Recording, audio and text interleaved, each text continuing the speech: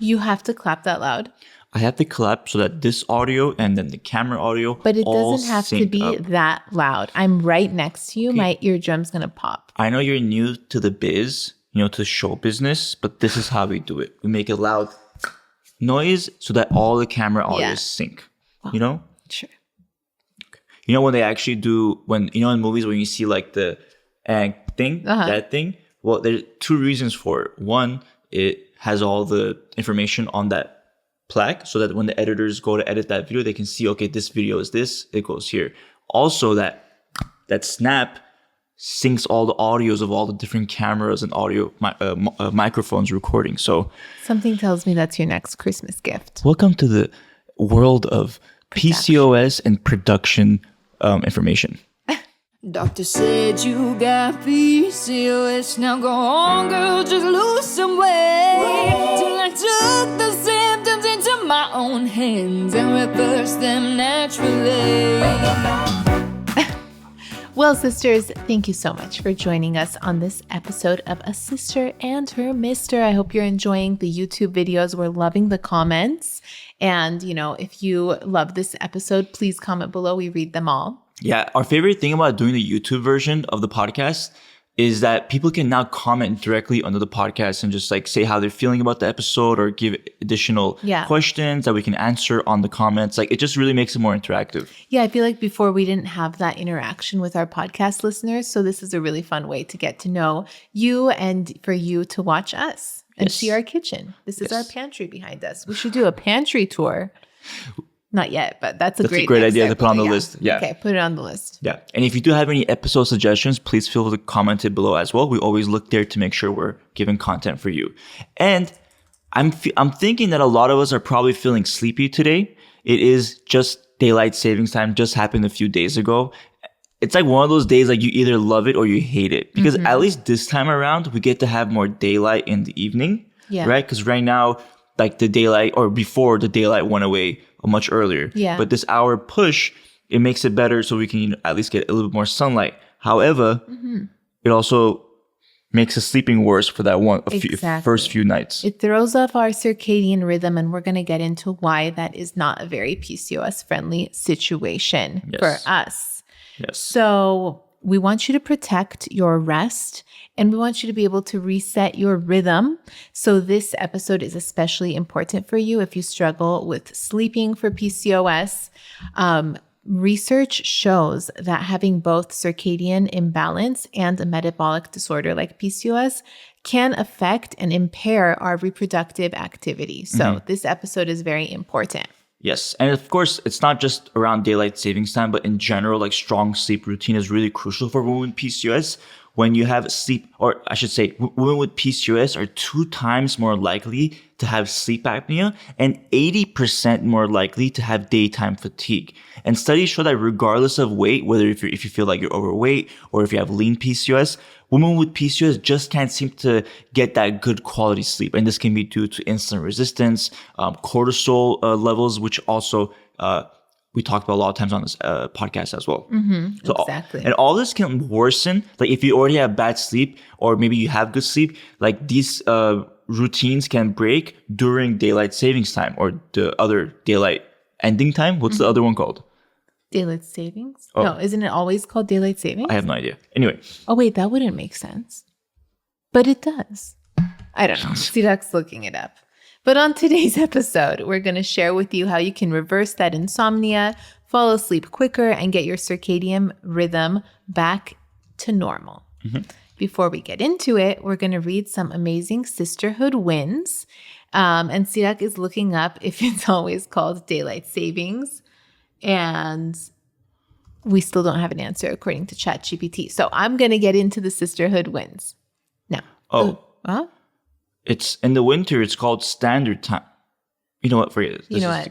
Getting confusing. Let us know in the comments if you know the answer. Yeah. Is it always called daylight savings when you spring forward and fall back? I don't know. Now, the first win we're going to get into is Elizabeth from the Sisterhood. She says, Before I found Taline and Sirak's podcast, I had gone many years with no period.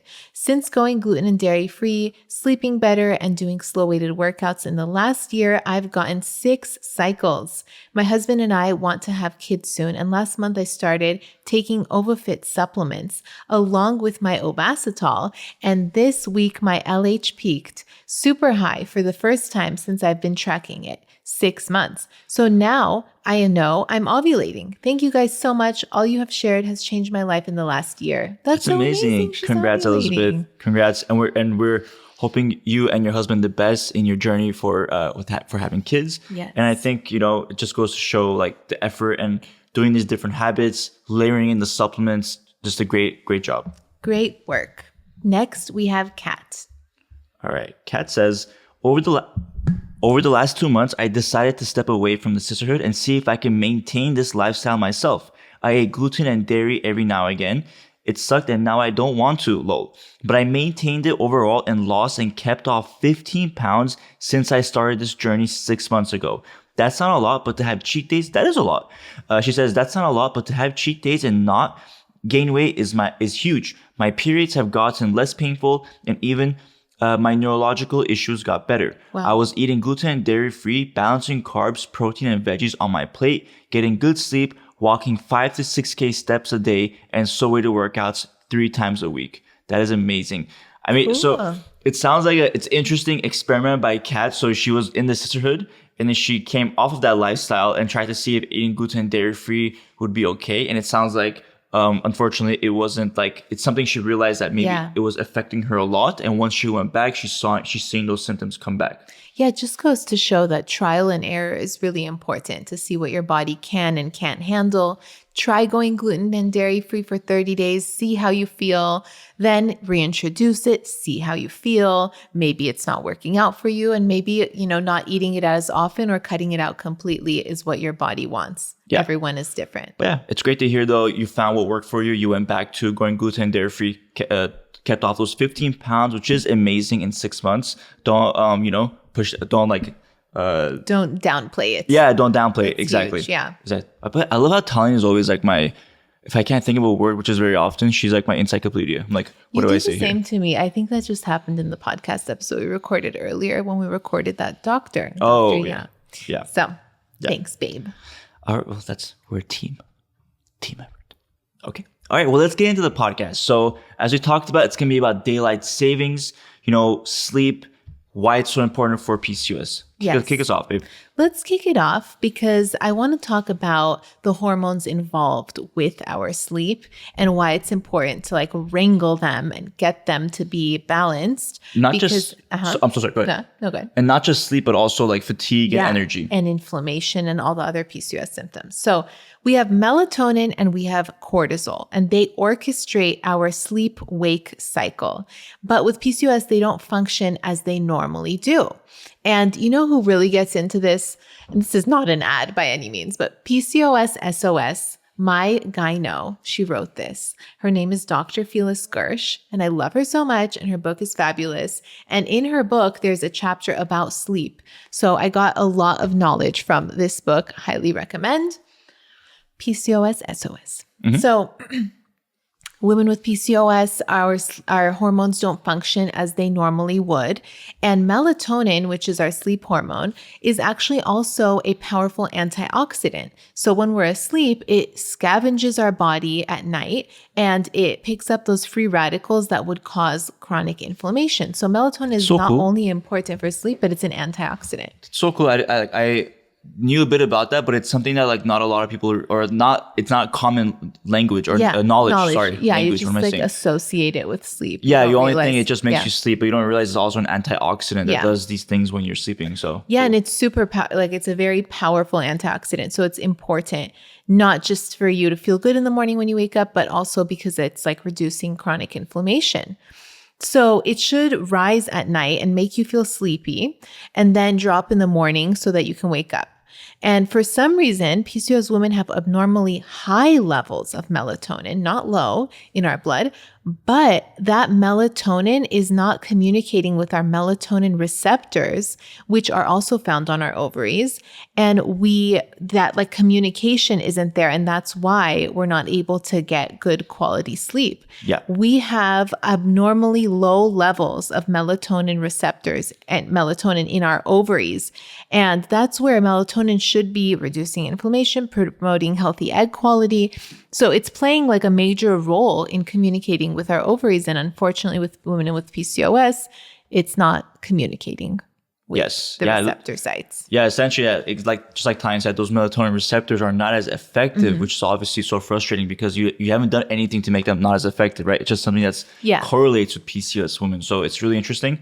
And that has an effect not just for sleep, but also, like Tanya mentioned, the inflammation and promoting those healthy eggs. So yes.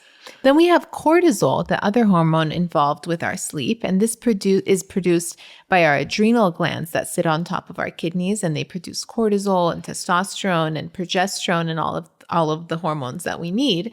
Sometimes under like stressful situations, we produce way too much cortisol, and all of those resources that should produce like progesterone and the hormones for our period, they just go towards producing more cortisol, stress hormone, adrenals. Through our adrenals. And this creates like chronically high levels of cortisol. Cortisol should be high in the morning, so you wake up, and then it should be low at night so that you can sleep. But with women with PCOS, we have chronically high levels of cortisol, and it makes it really hard to have energy after a while because we just feel fatigued because it's being overproduced. And this leads to chronic inflammation. And then when we have disrupted sleep and insomnia and we wake up in the middle of the night and, other factors like working out really hard and not eating enough, our cortisol just keeps going up and leads to more symptoms of poor sleep, belly fat, moon face, cystic acne, and the list goes on. And high cortisol is a normal thing, by the way. Like when you work out, you are supposed to have spikes of cortisol, and also when you when you get stressed out, when you do things that are like high adrenaline, you are supposed to have high cortisol. The issue though is women with PCOS have cortisol dysregulation, where they're not able to lower back down those cortisol levels as easily, and that's where it can take longer to get those cortisol levels down. And the longer you have those cortisol levels high, the more you're going to feel fatigue or symptoms of stress, anxiety, and even worsening insulin resistance. There's a vicious cycle between cortisol and insulin where one can make the other worse, and it can be like this cycle that goes back and forth. So what that means is you want to avoid spiking your cortisol levels extensively. That's why we talk about like low intensity workouts, or we talk about balancing different lifestyles, things to make sure that your cortisol levels aren't constantly being spiked. And kind of like to go back to what Tanya said about the balance of these two. Imagine like a scale, right? Where you have two, what is that called, babe? Where you have like a scale, like a balance thing. Yeah, a balancing scale, right? On the left, you have cortisol. On the right, you have melatonin. And essentially in the morning, that scale is like the opposite, right? Where cortisol is at its highest and melatonin is at its lowest. And as you go throughout your day, it's supposed to go like this, where the melatonin raises and the cortisol lowers, so that way you get tired and sleepy at night. So that's kind of the hormonal cycle you want your body to be doing, or the circadian cycle you want your body to be doing. Yeah, exactly. So let's get into some tips to help you regulate your sleep hormones.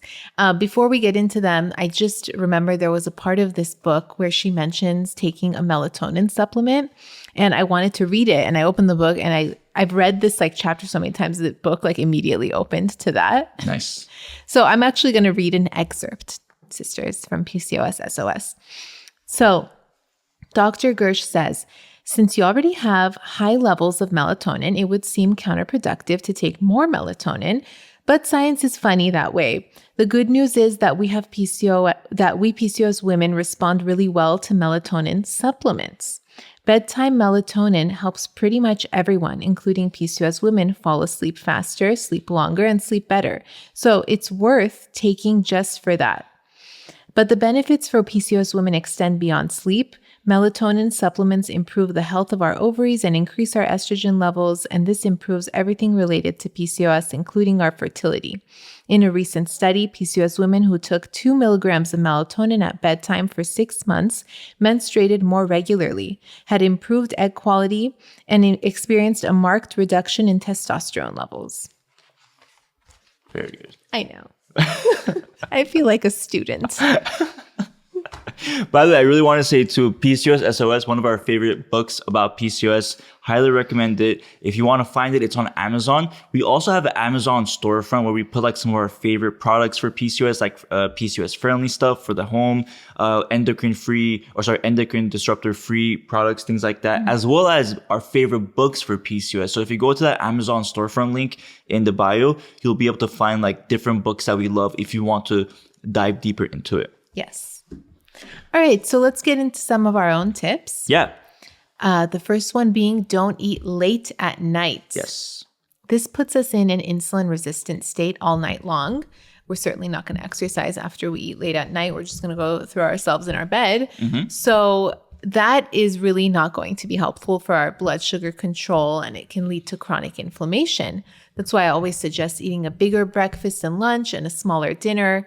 Most of your calories if you eat them earlier in the day, it'll help with reducing cravings later because you'll have a more stable blood sugar response throughout the day. Yeah. You want to put as much time as possible between dinner and sleeping at night because that's going to give your body more time to digest before you sleep, so your body can focus on other things like deep REM sleep and repairing the body and getting recouping that energy for the next day. So definitely. All right. Our next one is this one is going to be one of those obvious ones that none of us, including me and Tyne, ever want to do, but we know we need to. I put the glasses on, but so it's don't watch television or stare at screens at night. So the blue light, obviously, I think everybody has heard it at this point from so many different sources, but essentially that blue light is going to suppress your melatonin production. When you look at the blue light, your eyes are seeing blue light thinking it's daylight time. It doesn't know that you're looking at a screen, right? It thinks that you're outside looking at the blue sky. So as a result, it doesn't think it's nighttime. Your body doesn't think it's nighttime. It doesn't create that proper melatonin production.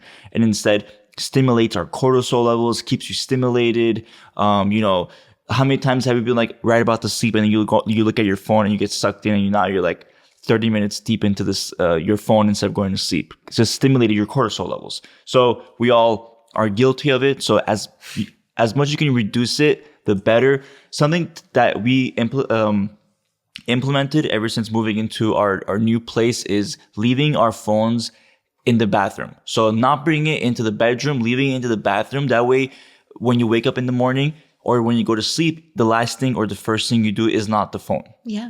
I mean, it feels great not sleeping next to a phone. And I think we should take it a step further and actually leave our phone outside of our bedroom completely. Wow. Okay. Because some of us take it and then go to the bathroom and scroll. Yeah, including you. Yeah. Mm-hmm. All right. I'm glad we're on the same page there. You know what? I wake up so early for the gym. Like, I just need something to wake me up. I know. I know. It's so hard not to. It's so hard not to. I understand. Like, that's not good, grabbing your phone and laying in bed. But yeah, in the mornings before my workout for 5 minutes, like maybe that's what I need. I don't know. Yeah. So the next one is don't drink alcohol close to bedtime. Mm-hmm. So it's already hard for us to metabolize and process our hormones through the liver. So like when you're done using some of your hormones, they metabolize through the liver and like excrete through your body, and your body makes new ones, right? And the liver is very important for that. But when you have alcohol, that really impairs it. Not to mention many of us with insulin resistance are susceptible to fatty liver disease. And so when you have alcohol, you just increase your chances. So it's really just a no-no overall for PCOS. But then life happens sometimes and you have a drink. And I just think that it's important to do what works best for you. Yes. I don't know about you, but when I have like one glass of wine, I'm a lightweight because I don't drink often, I sleep like I'm dead. Yeah. So like I don't know like what it really does to my sleep because I don't regularly drink at night. I think that's when it would really mess me up. But every once in a while, if I have one drink, the way I pass out, like you couldn't wake me up with a foghorn. Like I'm dead. I feel like there's a perfect level of alcohol where you can drink it and you can sleep amazing. Or there's that moment where you wake up in the middle of the night multiple times, thirsty. You're like, no, I can't don't go back to sleep. Yeah, I don't drink enough to have that problem. But I think it's also because when you sleep, your body can't go into deep REM sleep. So it's not just like that too, like not being able to fall asleep, or not that people have problem with that, but I think it's like your body just can't go into that deep REM sleep due to the alcohol. So yeah. All right, our next one. Let's get into it. Yeah, our next one is obvious one: avoiding caffeine. Now, if you're a coffee drinker, just be aware that if you're drinking multiple cups of coffee and feeling like you're having anxiety, mood swings, that can be a sign that the coffee is raising your cortisol too much. Which it does. Coffee raises your cortisol levels, but there is like a fine line between an okay amount or too much. Some people do okay with 1 cup, 2 cups, but some people can even struggle with doing just 1 cup. So gauge where you are, cut back down if needed, but as a rule of thumb, you want to avoid drinking coffee after like 12 or 3 p.m. Just don't drink coffee in the afternoon because it stays in your system for 6 to 12 hours. It's not just like, oh, I don't feel it anymore. It's still in your bloodstream for 6 to 12 hours. So it can prevent you from falling asleep faster and getting into that deep sleep faster as well.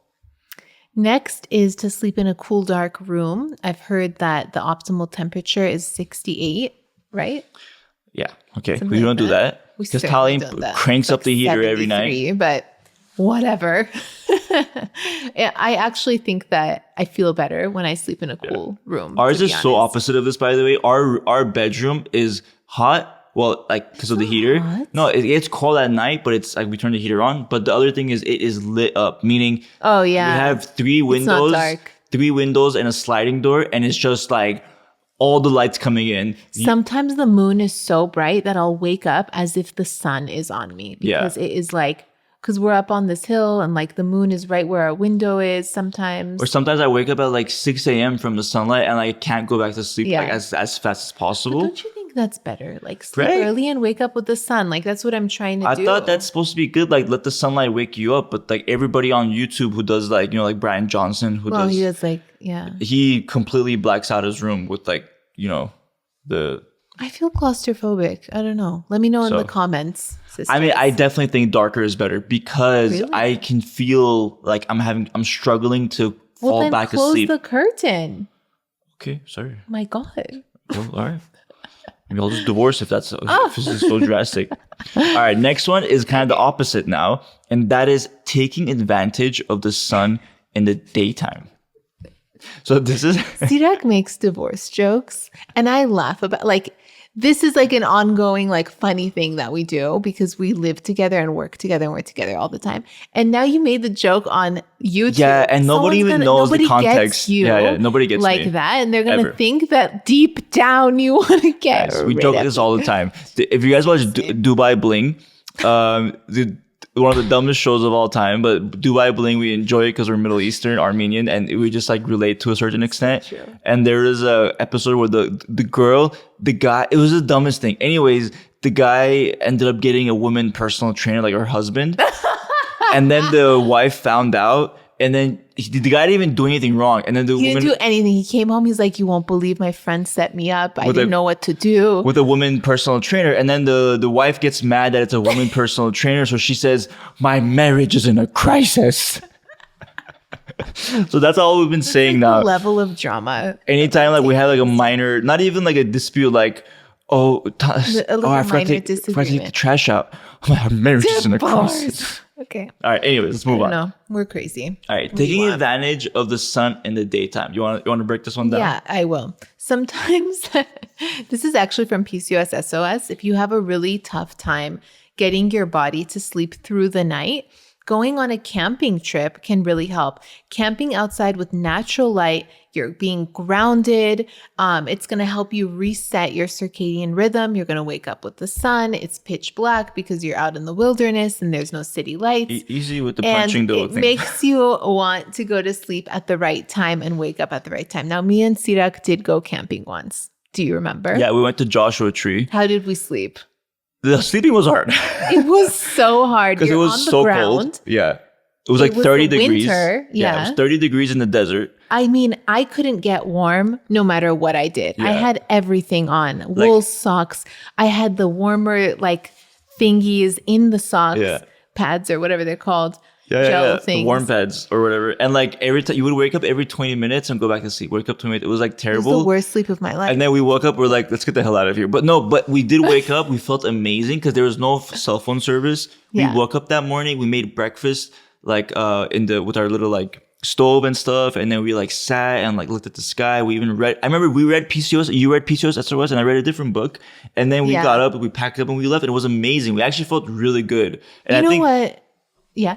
I was going to say PCOS SOS actually talks about camping as one of the best ways to reset your circadian rhythm. She literally says, if you want to reset, go camping for a few days because you'll be away from devices. You'll be away from distractions at night, keeping you away from sleeping, and you'll be able to essentially fall asleep much faster.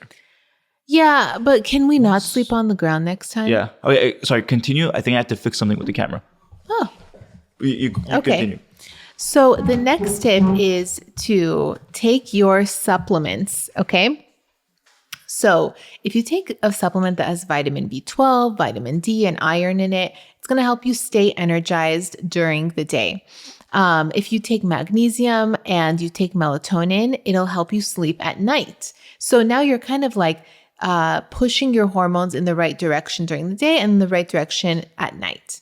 Now, for magnesium, it's best to take it when it's combined in a multivitamin. Research shows that by itself, it may not help us with sleep quality, but when it's combined with other nutrients like the B vitamins, and when you take it with melatonin, there can be a synergistic effect between all the components to tackle stronger sleep disorders like insomnia. So, highly suggest taking your magnesium at night with your melatonin. And just a bonus note, a melatonin supplement, like I said earlier, it's not only going to help you sleep better, but it's also going to help with your health of your ovaries and increase your estrogen levels and improve fertility. Yeah. Like I mentioned earlier, 2 milligrams of melatonin for 6 months helped many women in the study menstruate regularly and improve their egg quality and testosterone. Yeah, they experienced a reduction in testosterone, which is amazing as well. Are we recording on YouTube still? Yeah, it's recording. It's just okay. the monitor, I don't know, got overheated, so it's recording. You're good. All right, cool. Yeah. Cool. And then last couple things is you want to establish a wind down routine at night. That's going to help you just relax, drop your cortisol levels, help you basically get all like a lot of times, like, you know, we work during the day, we're working, your school, you're studying, anything for that matter. And then you're still like a little tense, right? Mm-hmm. So find that routine that basically, that just squeezes out that tension from that day. Something I read once is like you're going 70 miles per hour all day. You're working, you're this, you're that, you're driving in traffic, you're dealing with people. And it's really hard to come to a screeching halt at night when you're like, imagine slamming the brakes. No, it's really hard. And sometimes we don't, and we just scroll our phones and we just continue at this pace. But all of these tips are really helpful in winding down at night and, you know, bringing yourself down to a level that you weren't on all day. Yeah. So one tip too is like, it doesn't have to be perfect, right? So you can create a wind down routine. Maybe that's like stretching. It's like relaxing, doing the gua sha, like lymphatic drainage while watching TV, for example. Like you don't have to just be perfect and cut out all the blue light, cut out all the fun, and then start stretching or doing yoga. Like maybe mix it into it at first. Yeah. And then as you get more into it, maybe you can reduce the blue light exposure in the evenings. Exactly. And then last but not least, one big area, we should have probably mentioned this earlier, which is exercise. So if you're doing really intense workouts and you have not seen results, this could be a sign that it is the high cortisol produced from those workouts is exacerbating your PCOS symptoms and preventing you from losing weight. So for example, if you're doing like HIIT workouts, spin classes, kickboxing, like this was Tali's experience. She did kickboxing for months, did spin classes, and never like shed a pound of weight. And this was a big struggle in her journey, and what she ended up realizing was that when she switched from that high intensity and that the thought process of just burn as many calories as possible, when she switched from that mentality to actually low intensity, let me focus on actually improving insulin sensitivity. Let me focus on improving my metabolism and my lean muscle, which will then actually help you with the losing weight portion. So, and that switching to that kind of workout will also be make a big impact on your cortisol levels and help you better relax in the evening. In fact, strength training has been shown to improve sleep as well. So if you haven't tried it already, try switching to slow rated workouts at least once a week and see how you feel. Yes. Well, sisters, I hope you enjoyed this episode, especially because it was just daylight savings. And I hope these tips help you get better quality sleep, even though the times have changed. And we love you so much. Yeah. Thanks for joining us. Yeah. Let us know in the comments if you enjoyed this episode. We love reading them. Yes, let us know. And if you are looking for any supplements for your PCOS, check out ovafit.org. It is supplements that are created by us, a PCOS dietitian and PCOS personal trainer, after years of research and clinical studies helped us make these formulations. So more info about that in the link in bio. Talk to you soon. Take care.